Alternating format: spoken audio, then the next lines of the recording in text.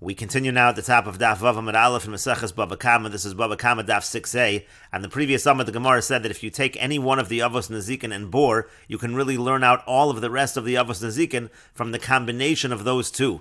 And so the Gemara said, if that is the case, so why is it that the Torah writes all of the various Avos Nezikin?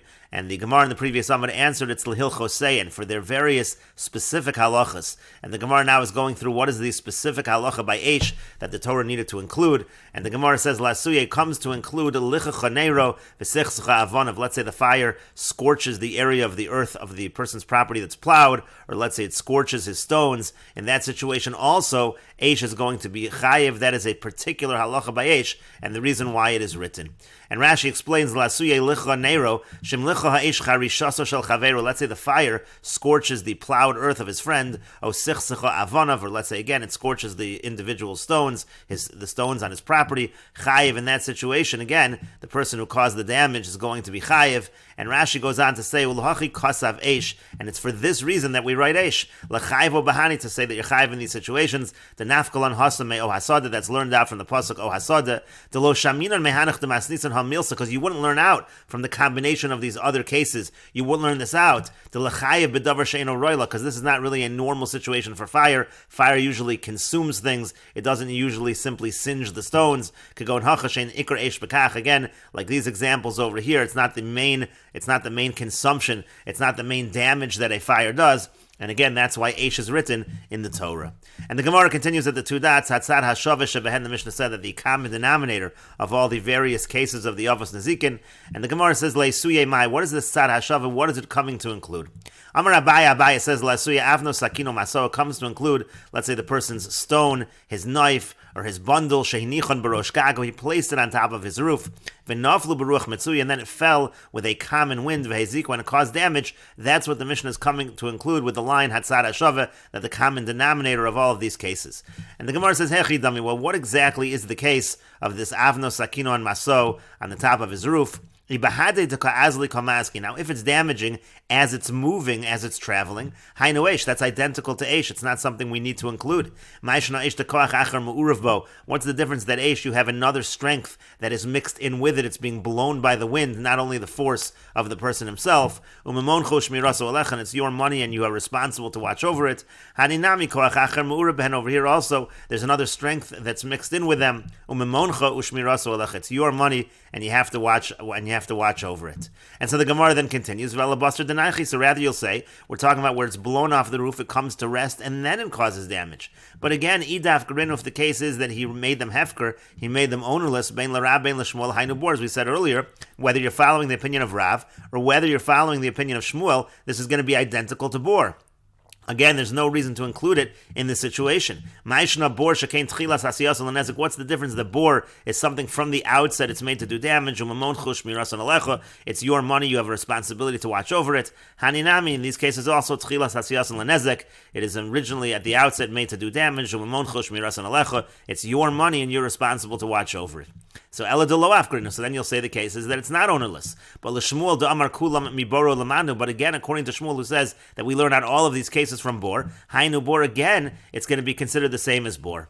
And the Gemara answers, li'olam da'afkarinu, really the case is that he did make them ownerless, v'lo damu labor, but it's not similar to bor, because ma'alabor shekein ein koach achar ma'urav bo, because by a pit, there's no other strength involved. Here you had the wind that actually did blow it. Tomer bahani shekoach achar ma'urav ben, here again the wind caused some of what would eventually cause the damage.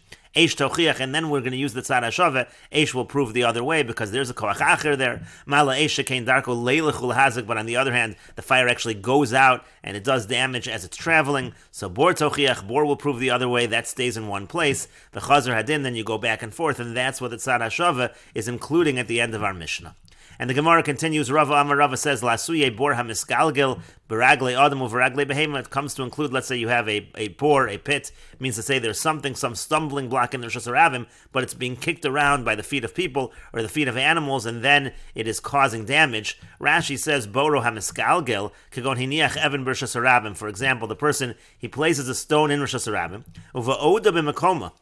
and while it's still in its place, lo hizika, doesn't actually cause any damage. V'gilgal ragli adam u'behema l'makam acher, but then it gets kicked over to another place, v'hizika sham, and it does damage over there. That's what the tzad hashav is coming to include. And the Gemara says, Hechidami, what exactly is the case? Idaf karinu bein l'rav bein l'shmuel hainu bor. Again, if it's ownerless, whether you're following Rav or Shmuel, that's identical to bor. Ma'ishna bor shekein tchilas asiyas l'nezek u'shmiraso alecha. What's the difference that bor, it's from the outset made to do damage and you're responsible to watch it? Hani nami tchilas asiyas l'nezek u'shmiraso alecha. In these cases also, from the outset it's made to do damage and you have to watch over it. Ela de lo af karinu, rather you're going to say that it's not ownerless. L'shmuel damar kulam mi bor lamanu. But again, according to Shmuel, it says everything is learned out from bor. Hainu bor, that would be identical to bor. And the Gemara says, Liolam daf karinu, really the case is that it is ownerless. Velo dami labor, it's not exactly similar to bor. Ma labor shekain maisav garmulo, because when it comes to bor, it's his actions that have caused it. Tomer bahani, but whereas in this case, that's not the case. She'ain maisav garmulo, it's not his actions that have caused everything, because again, it's being kicked around. Rashi says, maisav kriyoso garmes ahezek, when you dig the pit, that creates the damage. Aval maisav shel lo hiziko, but over here that's not the case. Rather, it's the fact that it was kicked around by people or kicked around by animals. And so therefore, again, that's why Tomer Bahani Shein Maisav Garmulo, that's why this you might say is different. And the Gemara continues, Shor Yochiach. The Gemara says, well, Shor can prove the other way, because when it comes to Shor, as Rashi says, Shor Yochiach Shein Maisav Bailam Garmu Hezek. It's not what the actions of the owner, it's not their actions that are causing the damage. Ela Mamono Hizek, rather, it's just his money, his property, that's causing damage. V'hainu atzad hashava, denakat b'masis, and that is the tzad hashava. In the Mishnah, we're learning out again from the combination of bor and shor. Again, mal shor shekain darko leilach ulhazik. You can't learn out only from shor, because shor is unique; it goes out and does damage. Bor tochiach, the case of bor will prove the other way, that stays in one place and does damage. The chazer hadin, so we go back and forth. Lo roizeh karoizeh. Again, neither is exactly identical. Bor is not exactly like shor. Shor is not exactly like bor. We learn out a common denominator, and we learn out that this case also, where it's kicked by the feet of people or animals, is also chayiv. And the Gemara continues with another answer. Ravada bar Rava Omar. Ravada bar Rava says, L'asuye hadatanya, comes to include the case in the following brisa. Kol elu she'amru poskin bevosein v'gorfin morosein b'yamos hachama ein lahem reshus b'yamos hageshamim yesh lahem reshus. In all kinds of situations where a person's allowed to open up their gutter, this was something they used to do in the old times when they didn't have plumbing, so they would be allowed to release all of the dirt from their pipes into the Rishus Harabim, but they wouldn't be allowed to do that all of the time. So what the Bryce is saying is, in all of these situations where they're allowed to take their gutters and they're allowed to empty all the areas with the dirty water, so b'yamos hachama, in the summer season, ein lahem reshus, you actually have no permission to do that, because then the streets are dry and they're clean, and they did not want to allow people to dirty up the streets. B'yamos hageshamim, but in the rainy season, yesh lahem reshus, there is permission to do that. Point of the brisa is, now even though there's permission to release this water into the street, im heziku chayavim l'shalim, but if that water should cause damage, they are chayiv to pay, and that's what we're including in the tzad hashava. This is also considered to be like a situation of mamon hamazik. And so the Gemara now clarifies, hey chidami, what exactly is the case? If the damage is happening as it's moving, kochohu, so in that case the person is actually with his own strength, he's putting this water out into the Rishus Harabim. It's like Adam Hamazik in that situation. It would be identical to Adam Hamazik.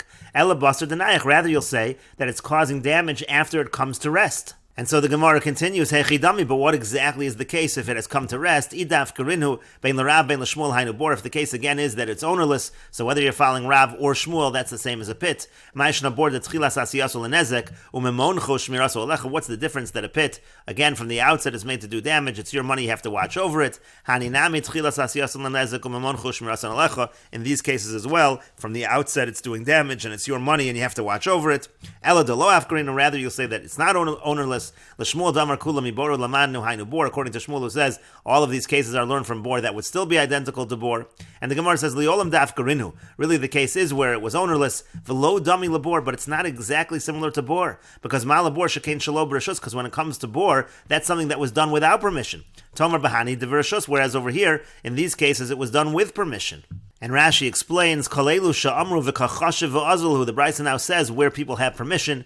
Elu ha'poskim bevoseim v'gorfim moroseim. These are the people, again, they open up their pipes and their cave water. Kalomar kalelu sha'amru chachamim means to say, anytime that the chachamim said, sheyesh len rishus, that they have permission, lahashlich nizkein l'rishus ravim, to put things out in rishus ravim that might cause damage. V'elohein, and the examples are as follows. Poskin bevosein means poschen tzino rosein. They can open up their pipes. Ha'mekalchim shofchim, they can pour any of the water that they need to pour out, dispose of. Sheshofchen mechatzrein l'rishus ravim, they're pouring from that water, they're pouring that water from their chatzar to rishus ravim. The gorfen merosein, and also emptying out their cave water. Umashlichen zivlein rishus ravim, essentially they're throwing out their manure into the rishus ravim. So again, mimosachama ein lam rishus mimnesha rechov noah. In the summertime, there's no permission because the streets are nice in the summer. Vumekalkalo, and then he's ruining the streets. Avol bimosa geshavim sharachovos malachlochos. But when it comes to the rainy season, where anyway the streets are dirty, yesh lahen rishus, then they do have permission. Even though they're doing this with the permission of the court, if they damage their chayiv.